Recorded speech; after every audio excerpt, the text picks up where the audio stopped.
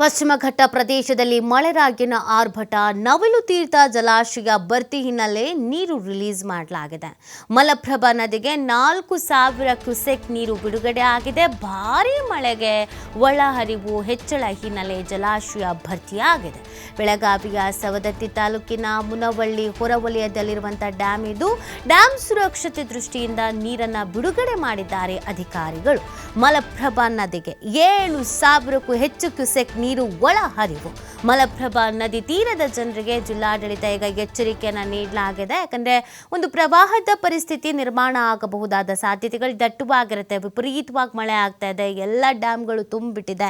ಈಗ ನೀರನ್ನು ಒಮ್ಮೆಲೆ ಏಕಾಏಕಿಯಾಗಿ ಬಿಡ್ತಾರೆ ಅಂತಂದಾಗ ನದಿ ಪಾತ್ರದ ಜನರಲ್ಲಿ ಒಂದು ಭಯ ಇದ್ದೇ ಇರುತ್ತೆ. ಮತ್ತು ಬಹಳ ಎಚ್ಚರಿಕೆಯನ್ನು ಕೂಡ ವಹಿಸಬೇಕಾಗತ್ತೆ. ನದಿ ತೀರಕ್ಕೆ ಹೋಗುವಂಥದ್ದು ಅಥವಾ ಆ ಥರದ್ದು ಯಾವುದೇ ಕೆಲಸವನ್ನು ಮಾಡಬಾರ್ದು ಅಂತ ಎಚ್ಚರಿಕೆಯಿಂದ ಇರುವಂಥ ಸೂಚನೆಯನ್ನು ಕೂಡ ನೀಡಲಾಗಿದೆ.